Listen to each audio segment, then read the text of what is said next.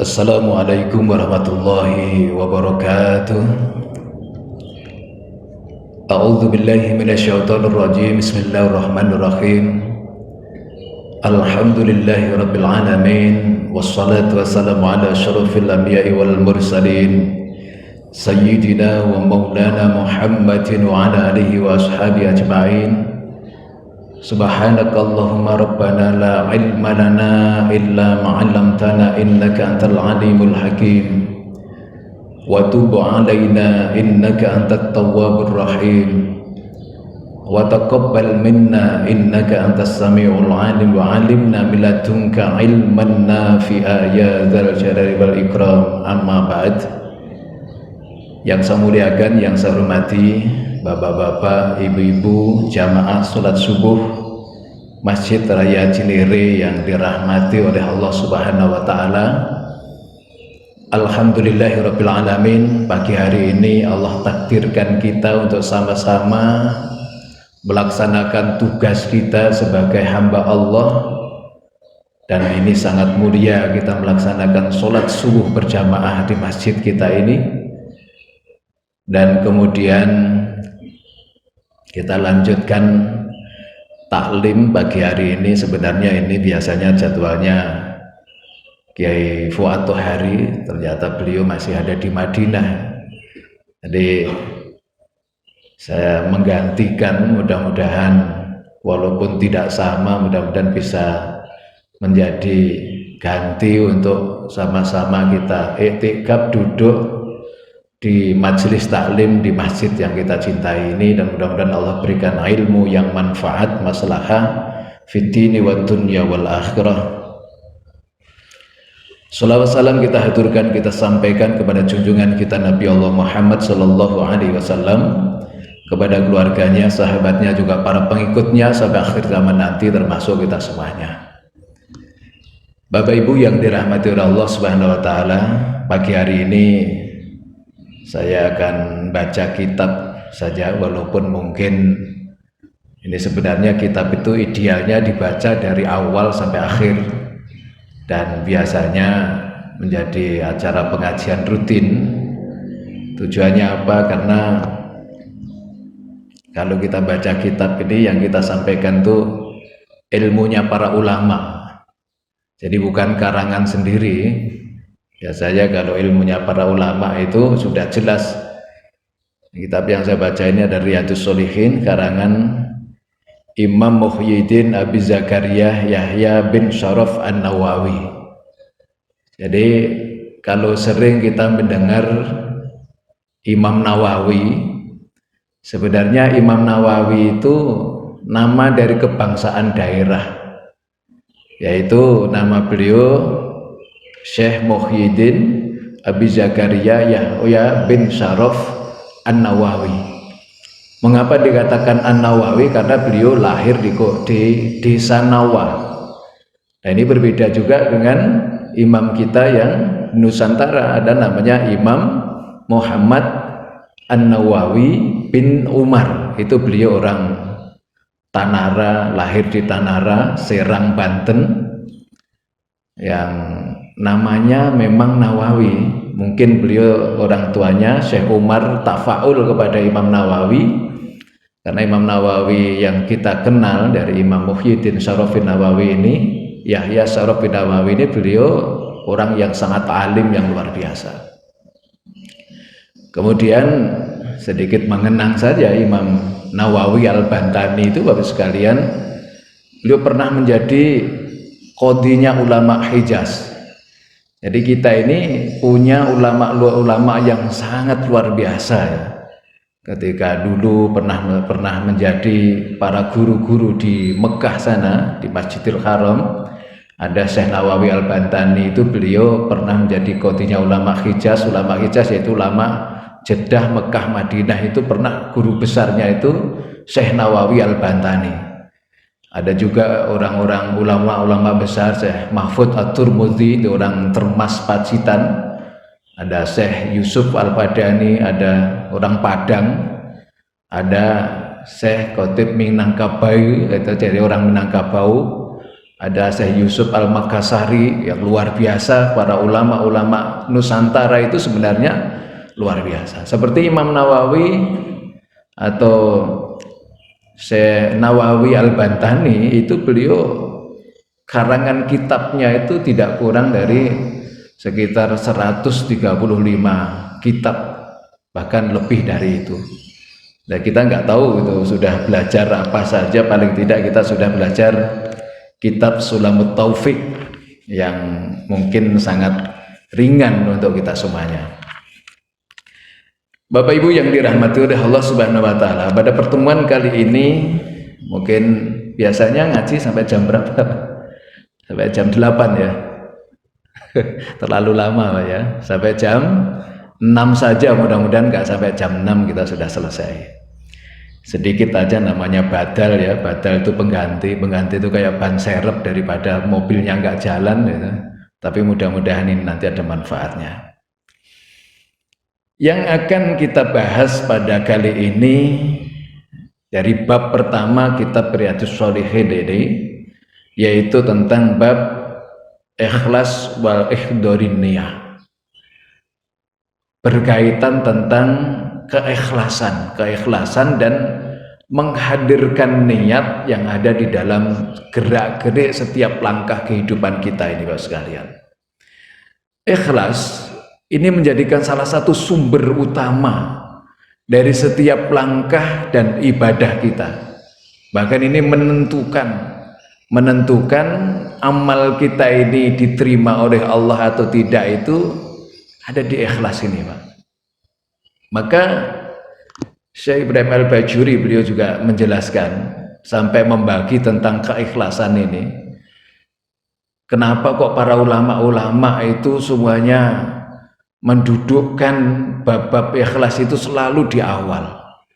Bahkan biasanya nanti diniat atau diawali dengan hadis riwayat Sayyidina Umar dan diriwayatkan oleh Imam Muslim atau Imam Bukhari Muslim, muttafaqun alaih. Ini kedudukan hadisnya ya innamal amalu binniyat, nanti kita akan singgung. Ini karena memang ini yang menentukan, Pak. Bahkan mulai dari ibadah kita yang bersifat mahdhah, ini ditentukan oleh niat kita dan keikhlasan di dalam hati kita ini. Bapak sekalian yang dirahmati oleh Allah, kita ini harus menjaga hati kita, terutama dalam keikhlasan dan beribadah, keikhlasan di dalam menjalani hidup, dan setiap langkah gerak-gerik ini harus benar-benar harus kita perhatikan, karena gerakan fisik kita itu nanti akan ditentukan oleh kemurnian hati kita ini. Di dalam Al-Quran surat Asy-Syu'ara, Allah menjelaskan nanti pada akhir zaman, pada yaumul kiamah itu ada hari di mana hari itu semua apa yang kita miliki ini nggak ada gunanya. Maka disebutkan di situ yaumun la yanfa'u malun wala banun, hari yang sama sekali tidak ada manfaatnya, baik itu harta kita atau anak-anak keturunan kita. Illa man atallah biqalbin salim, kecuali orang yang datang hadir menghadap Allah dengan qalbun salim, hati yang selamat. Hati yang selamat itu ya hati yang terjaga dari berbagai macam hal. Kalau bahasa gampangnya ya hati yang ikhlas. Jadi terjaga dari sifat ujub, hasad, sombong, riya, dan lain sebagainya. Kita menjaga supaya hati kita itu benar-benar mukhlis, ikhlas untuk atau karena Allah Subhanahu wa taala. Tadi sampaikan Syekh Ibrahim Al-Bajuri menyebutkan bahwa tingkatan ikhlas itu dibagi menjadi 3, kata beliau. Yaitu yang pertama ikhlasul ulya, ikhlas yang paling tinggi. Ini pun juga dinukil dalam pendapatnya Imam Nawawi Al-Bantani di dalam Maratibul Ikhlas. Ikhlasul ulya ini, ikhlas yang paling tinggi ini, kata beliau, adalah orang yang beribadah, berbuat semata-mata hanya ingin mendapatkan ridho dari Allah Subhanahu wa taala. Jadi tidak terkait Oh, nanti saya kalau ibadahnya banyak itu akan mendapatkan pahala banyak, mendapatkan surga gitu. Atau kalau saya menjauhi berbagai macam maksiat, itu terus kemudian kita nanti akan dibebaskan oleh Allah dari neraka gitu. Walaupun niat ini juga tidak salah, tapi ada niat yang paling tinggi, yang paling mulia, dinamakan ikhlasul ulya, yaitu orang yang beribadah tidak terkait dengan surga Allah, orang yang menjauhi maksiat tidak karena terkait dengan nerakanya Allah, tapi semata-mata mencari ridho Allah Subhanahu wa Ta'ala. Kalau bapak-bapak, ibu-ibu kita berada di sini, ini sangat-sangat luar biasa kedudukan martabat keikhlasan kita di hadapan Allah. Terus kemudian yang kedua, tingkatan ikhlas ini masuk kepada wilayah tingkatan ikhlasul wusta, kata beliau, ikhlas yang bersifat tengah-tengah. Ikhlas bersifat tengah-tengah itu kita ibadah karena Allah, jadi niatnya masih karena Allah, tetapi ya saya ini rajin ibadah, rajin beramal supaya nanti dimasukkan ke dalam surga Allah Subhanahu wa Ta'ala. Saya berusaha untuk menjauhi berbagai macam maksiat, menjauhi setiap larangan-larangan Allah, supaya apa? Supaya nanti kita dijauhkan atau dibebaskan dari siksa atau dari neraka Allah Subhanahu wa Ta'ala. Ini masih ikhlas, Pak, karena yang kita lakukan itu karena Allah Subhanahu wa Ta'ala. Tetapi ini masih di bawahnya ikhlasul ulya tadi. Jadi jangan sampai salah dikira ini gak ikhlas. Jadi kalau bapak ibu semuanya berusaha sholat jamaah biar kita mendapatkan derajat yang tinggi, supaya kita mendapatkan amal, kita pengen beramal jariah supaya mengalir terus pahalanya, itu gak salah, bagus masih. Tetapi kalau kita melihat dari tingkatan ikhlas, masih di bawahnya ikhlasul ulya. Nah, mungkin barangkali bapak-bapak kita sudah berada di sini itu sudah sangat bagus sekali. Kita berada di ikhlasul wusta itu sudah bagus. Kita beribadah karena Allah, walaupun memang ya sebagai hamba yang sekelas kayak model saya ini masih pengen ya nanti masuk surga yang enak, nanti dijauhkan dari neraka gitu. Terus kemudian sekalian, yang ketiga, ikhlas yang ketiga kata beliau, yaitu ikhlasul dunya. Ikhlas dunya itu begini, Pak. Dunya itu daripada dana, atau artinya dunia itu artinya rendah. Yang paling rendah, ini kalau nggak hati-hati sudah bisa kebleset menuju nggak ikhlas itu. Kata beliau apa? Orang yang niat melakukan kebaikan, diniatkan karena Allah, tetapi disandarkan dengan keinginan-keinginan dunia. Biasanya makanya para ulama bahkan dalam hadis itu tidak menyarankan orang itu bernazar, walaupun nazar itu boleh. Jadi kadang-kadang begini, saya kalau nanti diterima kerja di tempat ini, atau proyek saya itu goal seperti ini, atau saya mendapatkan kedudukan seperti ini, maka saya ingin sedekah gitu. Nanti kalau proyek saya goal, saya ingin santunin anak yatim, contoh, ini kan niat baik ini. Jadi niatnya masih karena Allah Subhanahu wa Ta'ala, tapi disandarkan terhadap keinginan-keinginan dunia.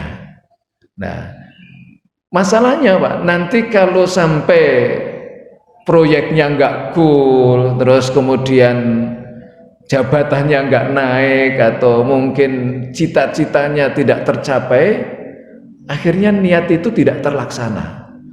Contohnya Obama, nanti kalau saya diterima di salah satu kerja ini, gaji pertama saya akan sedekahkan semua. Nggak taunya nggak diterima. Nah, karena berarti kan tidak mendapatkan gaji pertama dan tidak menjadi sedekah. Jadi ini ikhlas dunya, ikhlas yang tingkatannya paling rendah, yang disandarkan kepada keinginan-keinginan dunia. Dari itu Bapak sekalian, sebenarnya Allah itu tidak membutuhkan berapa jumlah nilainya, tetapi nilai yang dihitung oleh Allah itu adalah keseriusan dan kesungguhan kita. Jadi kalau kita mampu sedikit, mampu semampu kita, dan itu kita lakukan karena Allah, itu sebenarnya sudah dihitung sesuatu yang istimewa bagi kita. Bahkan di dalam Al-Quran jelaskan, la yukallifullahu nafsan illa wus'aha. Allah tidak akan memaksakan kepada tingkatan ibadah hambanya di luar batas kemampuan yang dia lakukan atau yang dia miliki. Maka mengomentari tentang ikhlasul dunya ini, ya sudah, kalau kita pengen berhasil cita-cita kita, kita pengen tercapai tujuan kita, lakukan. Kalau kita mau sodako, mampunya berapa? 1.000 rupiah, alhamdulillah ikhlas. 2.000 rupiah, 10.000 rupiah, 100, syukur-syukur lebih banyak. Kalau memang itu ada dalam kemampuan kita, itu yang bisa kita lakukan. Jadi nggak usah nunggu proyeknya goal dulu, tidak usah nunggu cita-citanya berhasil dulu. Justru keinginan-keinginan kita itu kita dorong dengan niat baik, supaya apa? Ketika Allah nanti berikan keberhasilan, kita ini berada dalam jalan yang sudah kita awali dengan niat dan perilaku yang baik. Bapak-bapak jamaah sekalian yang dirahmati oleh Allah Subhanahu wa taala, maka keikhlasan yang ada di dalam hati kita ini harus juga dihadirkan niat yang benar. Ikhtoril niat. Ini nanti ada berbagai macam-macam model niat, Pak. Kalau sholat kita itu harus niatnya itu, niat supaya kita mau melaksanakan ibadah sholat, niat kita itu adalah muktaronan bifi'lihi. Jadi khusus untuk sholat ini Bapak sekalian, itu niat menjadi bagian rukun pekerjaan sholat. Maka kalau kita nanti bicara tentang fikih, kita harus memahami betul bagaimana itu syarat wajib sholat, syarat sah sholat, dan kemudian rukun sholat. Dan rukun terbagi dua, ada qauli, ada fi'li, ada sunnah sholat, ada ab'adus sholat, ada hayatus sholat. Ini harus kita pahami betul. Dan kemudian khusus untuk niat itu, semua ulama sepakat bahwa niat di dalam sholat itu merupakan rukun yang harus kita kerjakan di dalam sholat itu. Makanya muktaronan bifi'lihi, harus dikerjakan bersamaan dengan pekerjaan itu tadi, terutama pekerjaan sholat. Kalau yang lain-lain seperti puasa itu terpisah, Pak. Bapak-bapak besok mau puasa, hari ini sudah niat dulu, atau malam itu, bahkan Imam Syafi'i mengatakan malamnya harus menginapkan atau mabit, niatnya dulu harus diniatkan dari malam hari. Makanya biasanya para imam-imam kita itu sering mengajak, membimbing jamaah nawaitu saumal ghadi, itu lahir. Itu tujuannya apa? Supaya kita itu menyimpan niat dari malam hari. Lah puasanya kapan? Puasanya besok, dimulai dari tulu'il fajri shadiqi, mulai dari terbitnya fajar shadiq. Tapi kadang-kadang ada yang salah paham, Pak. Ada yang bertanya, Pak, saya ini tadi malam nggak sholat ke masjid atau ke musola, nggak ikut sholat taraweh, sehingga malam hari tadi malam saya nggak niat, Pak. Gimana nih hukum sholat, hukum puasa saya? Nah terus Bapak Ibu tadi malam sahur saya juga sahur, tapi lupa niat. Jadi kembali Bapak sekalian, niat itu pekerjaan hati kita ini.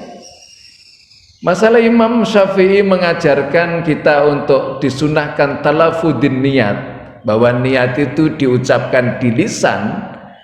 Itu sunnah menurut Imam Syafi'i. Bahkan di dalam pendapat imam yang lain kayak Imam Hambali itu tidak wajib diucapkan. Yang penting hati kita. Dan memang niat itu pekerjaan hati.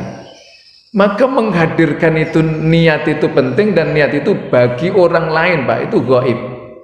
Tapi bagi kita nggak gaib, karena kita yang tahu niat atau tidak niat itu kita yang tahu dan Allah yang tahu. orang lain nggak tahu. Nah, kembali kepada satu pertanyaan tadi. Jadi kalau kita kok malam itu sudah masak sahur, bahkan sudah sampai sahur, itu hati kita, ngapain kamu sahur? Ya saya besok mau puasa. Dalam hati kita mau puasa, itu sudah niat loh. Jadi nggak harus nawaitu saumal hati. Makanya sering kadang-kadang ada yang berdebat, gimana sih sholat itu sebaiknya pakai usolli atau nggak pakai usolli? Ini masalah ini kadang-kadang sering diangkat-angkat yang membuat kita itu sering congkrah, Pak. Kalau kita paham di dalam urusan niat, urusan fikih, kita tidak akan pernah ribut di sini.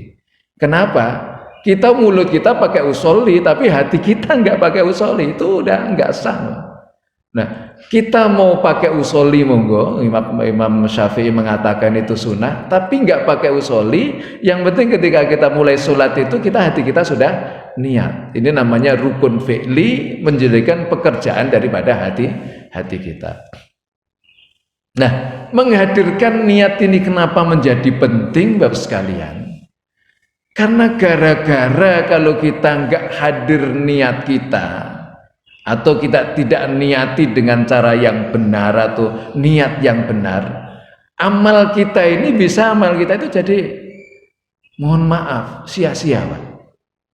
Bapak-bapak mandi mulai dari keramas sampai ujung kuku dimandikan semua, tapi nggak ada niat, itu jadinya mandi biasa saja, Pak. Maka persyaratan mandi sunnah, persyaratan mandi wajib itu pertama kali yang penting niatnya. Nah, makanya itu niat. Terus kemudian di dalam kitab Ta'lim Muta'alim itu dijelaskan ada orang yang kelihatannya melakukan amalan-amalan akhirat. Yes, pokoknya pakaiannya ya islami banget. Semuanya apa yang dilakukan tuh keren banget gitu ya. Tetapi karena salah niat itu nggak sampai di akhirat, hanya di dunia saja. Ada juga sebaliknya, orang-orang yang kelihatannya secara dohiriyah kita bisa pandang, bisa lihat, kita saksikan mengerjakan amalan-amalan dunia, tapi karena niatnya baik, niatnya benar, niatnya karena Allah, itu jadi amalan akhirat. Maka jangan salah bapak-bapak kalau dari pagi berangkat pakai dasi, mungkin nyangklong tas berangkat ke kantor, pulang sore capek, kelihatannya ngurusin urusan bisnis, ngurusin urusan kantor. Tapi ketika mau berangkat kita ingat betul bahwa apa yang saya lakukan ini, satu, karena Allah pasti. Yang kedua, saya pengen menjaga akidah, pendidikan, keimanan daripada keluarga saya, supaya anak istri saya makan dari makanan yang dihalalkan oleh Allah, dijauhkan dari perkara yang diharamkan oleh Allah, supaya sekolahnya anak-anak saya jadi benar, supaya istri saya tetap tenang dalam beribadah, karena saya nafkahi, saya cari duit setiap hari.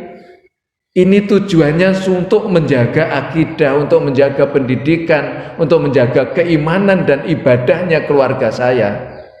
Apalagi kalau bapak-bapak yang punya perusahaan, bapak-bapak yang punya karyawan, niatkan, Pak, bukan hanya sekedar mencari duit, tetapi saya pengen menjaga karyawan saya mendapatkan hasil dari perusahaan saya ini, dari usaha saya ini, dari perkara yang halal, ini yang penting. Kemudian syukur-syukur kita sambil berdakwah di situ, semua karyawan setiap sholat 5 waktu harus sholat, jam-jam sholat waktu kerja harus sholat, syukur-syukur disarankan berjamaah dan disarankan untuk membayar zakat dengan benar.